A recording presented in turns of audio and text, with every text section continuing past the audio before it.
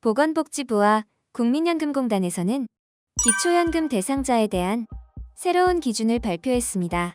국민들의 반발이 심하고 국민연금 개혁에 걸림돌이 되는 대상이라는 이유로 앞으로 65세 이상 어르신들 중 해당되는 사람은 기초연금 중단과 함께 과거 받았던 연금도 몰수할 계획이라고 합니다. 국민연금 또한 마찬가지입니다. 새로운 기준으로 국민연금을 전부 지급 중지시키고 그동안 수령한 연금들을 몰수하겠다는 것입니다. 사실 연금 몰수는 다소 충격적인데요. 정부의 공식 입장과 연금에 관한 기준, 그리고 사례를 통해 어떻게 연금이 몰수되는지 살펴보겠습니다. 안녕하세요.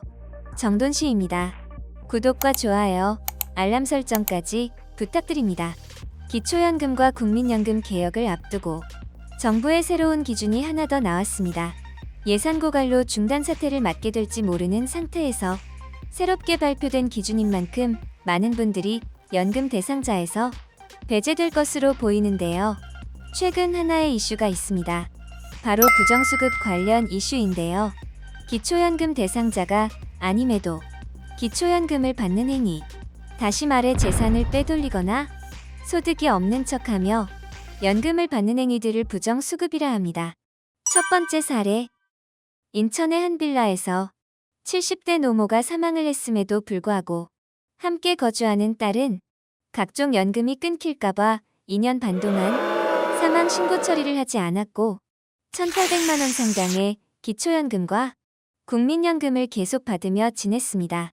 이때 딸은 가족의 방문으로 이러한 사실은 공론화되었고 급기야 징역 3년을 구형받았습니다. 두 번째 사례, 기초생활수급비와 기초연금을 받던 부친이 2001년에 사망했지만 지자체에 위조한 서류를 제출해 아버지가 살아있는 것처럼 꾸민 다음 약 20년간 연금을 부정수급한 딸이 기소되었습니다. 20년간 받은 금액은 무려 6,700만 원이라고 합니다. 이러한 부정수급은 지속적으로 일어나고 있는 큰 문제 중 하나입니다. 사실 이런 부정수급 문제는 계속 있어 왔습니다. 지난 5년간 부정수급 금액은 550억 원대라고 하네요. 국민연금은 고갈된다고 하는데 관리체계가 허술하니 이러한 문제가 발생하는 것입니다.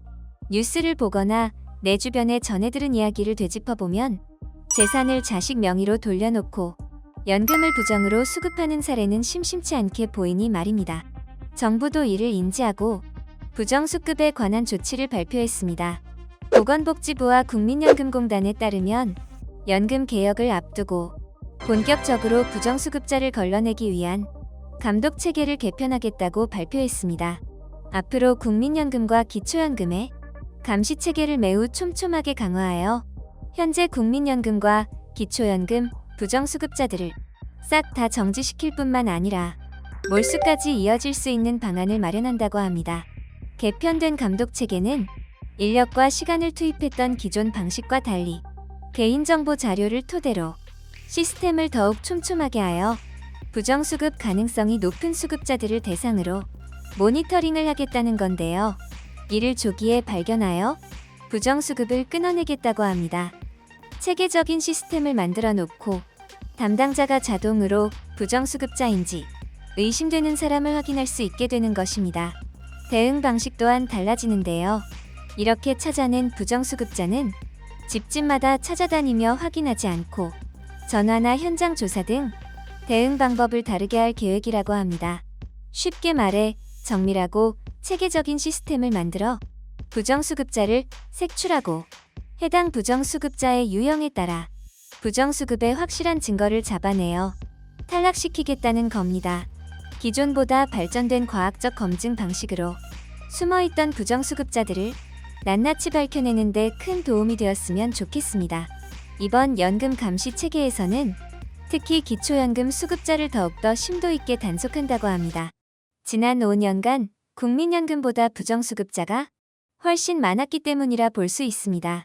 기초연금의 경우 부정수급 적발을 위한 자료 활용이 매우 미미한 상태이고 앞서 보았던 70대 노모 사례처럼 거주지나 사망 유무 등 기본적인 행정 정보는 확인할 수 있었지만 수급자의 건강 위험 상태나 생존 유무 등을 정확히 파악할 수 없었던 것을 국민연금과 기초연금 간에 부정수급 적발 자료를 공유하여 보다 촘촘한 체계를 구성한다고 합니다. 이때 요양급여를 2년간 받지 않는 대상자 자료를 감시망에 포함하는 방법도 논의 중이라 하니 기존보다 더 촘촘한 체계를 갖춰 부정수급자를 찾아낼 것으로 보입니다. 또한 개인정보를 넘기는 절차가 생기므로 추후 개정안이 발의되어 통과될 것이라고 합니다. 연금 개혁을 앞두고 이렇게 부정수급자를 적발하는 이유는 국민연금과의 딜레마 때문입니다.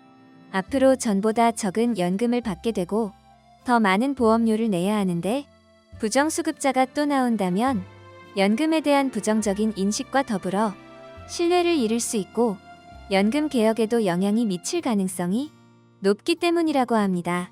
이전에는 한정된 인력과 시간으로 단속을 하였다면 이제는 과학적으로 치밀하게 단속하여 효율과 적발률을 높인다고 하니 연금을 불법으로 타는 분들이 사라질 것으로 보입니다.